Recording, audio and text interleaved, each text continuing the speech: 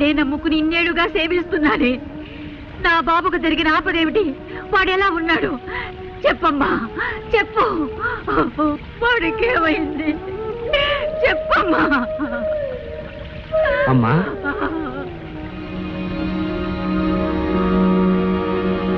ఎవరు బాబు? నేనమ్మా, విజయ్ని. ఒకనాడు దెబ్బలతో మీ దగ్గరకు రాగా నాకు ఉపశమనం కలిగించారు. క్షుద్రశక్తి నుంచి తప్పించుకోవడానికి రక్షా కట్టి పంపించారు. ఆ రక్షాబలం ఉన్నంత వరకు నాకంతా జయమే జరిగిందమ్మా. ఇప్పుడు నేను భైరవ ద్వీపానికి బయలుదేరుతున్నానమ్మా. మళ్ళీ తమ ఆశీస్సు పొందాలని వచ్చానమ్మా.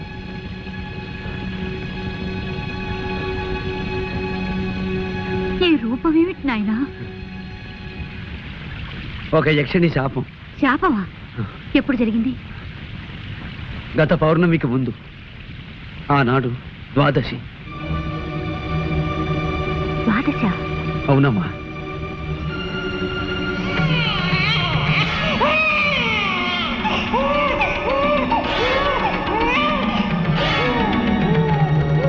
బాబు, నీవెవరి బిడ్డవి?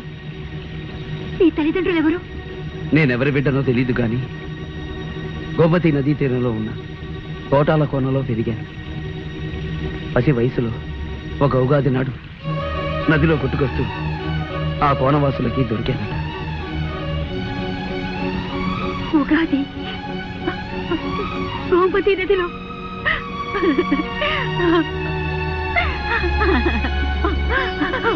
బాబు, నువ్వెవరు కాదు, నా బిడ్డవి. నిన్ను పోగొట్టుకున్న దౌర్భాగ్యదాన్ని నేనే. అమ్మా! అవును బాబు, నేనే నిన్ను కన్న తల్లిని. అమ్మా! బాబు! అమ్మా!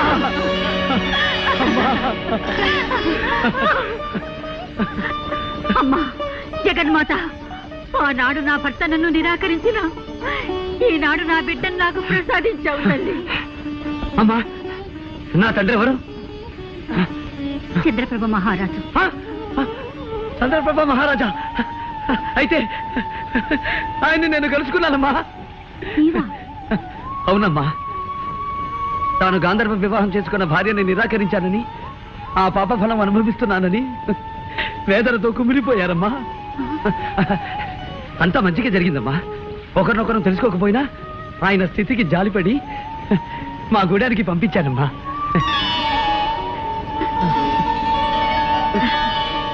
భేష్ విజయ్ కుమార, నీవు సాధారణ మానవుడవు కావు, కారణ జన్ముడవు. అందుకే ఒక దివ్యాశ్వం నీకు వరమిచ్చింది. దాని సహాయంతో కార్యసాధన చేసి విజయనామాన్ని సార్థకం చేసుకో.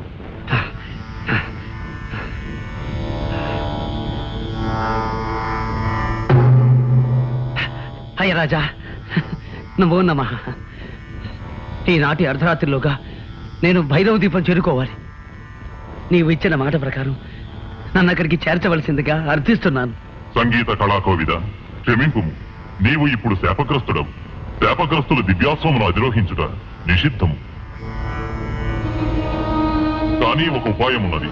త్యాగశీలు ఎవరైనను నీ శాపరూపమును పరిగ్రహించిన నీ రూపము నీకు సిద్ధించదు. క్షమించు హైరాజా, ఈ కురూపాన్ని ఎవరికో కట్టబెట్టి వారిని అవస్థల పాలు చెయ్యలేను. దీక్షాఫలంతోనే బయలుదేరతాను.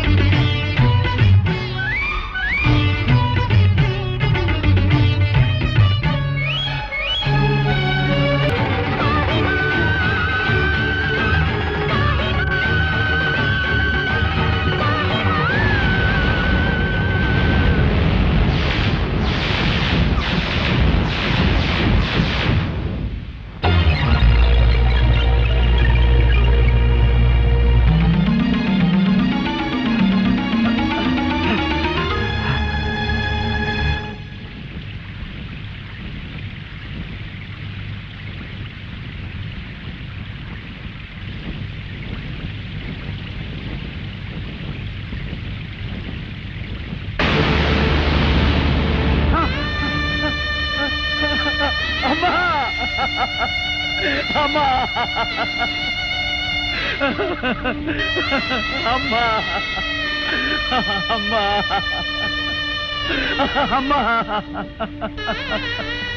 లే విజయ లే. ఇది దేవీ సంకల్పం. నీకు విజయం చేకూరాలని ఆ తల్లి నాకు అనుగ్రహించిన రూపమే ఇది. నీవు విచారించకు. అమ్మా, అమృతతులు ఏమైనా మీ ఆశీర్వచనం లభిస్తుందని వచ్చాను కానీ ఇంతటి ఘోరం జరుగుతుందని ఊహించలేకపోయానమ్మా. చూడు విజయ్, దుఃఖించడానికి ఇది సమయం కాదు. పౌర్ణమి ఘడియలు సమీపించక ముందే దివ్యాసం అధిరోహించు. కర్తవ్యముఖుడవై విజయోత్సాహంతో లక్ష్య సాధనకు బయలుదేరు.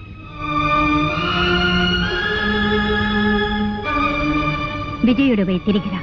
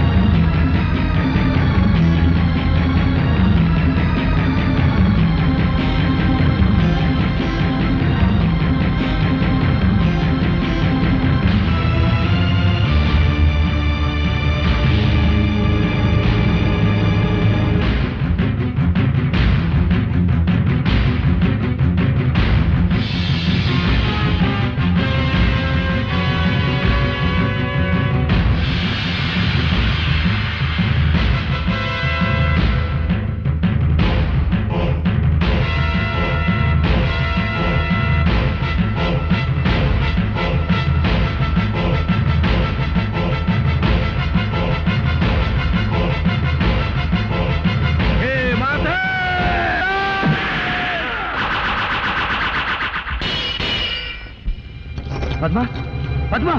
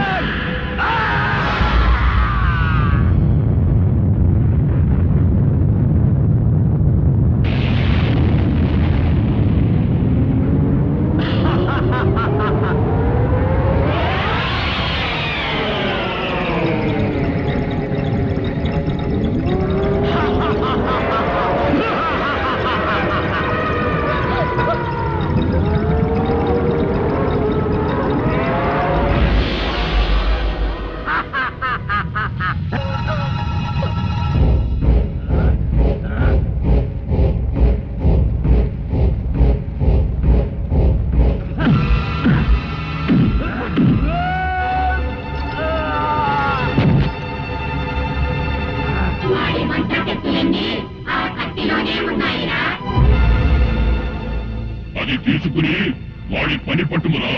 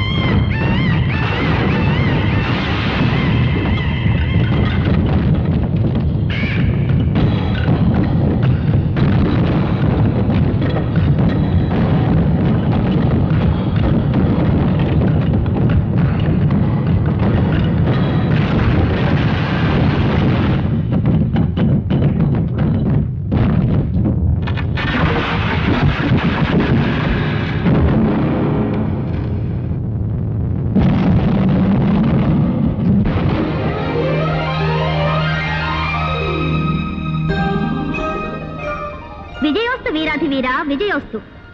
ఎవరికీ సాధ్యపడని ఒక లోకకంటకుని సంహరించి జగత్ కళ్యాణము చేకూర్చితివి. నీకేమి కావలయనో కోరుకొనుము, అనుగ్రహించదను. లోకమాత, నా కోసం త్యాగం చేసిన నా తల్లికి యథారూపాన్ని ప్రసాదించమని కోరుకుంటున్నాను. తథాస్తు.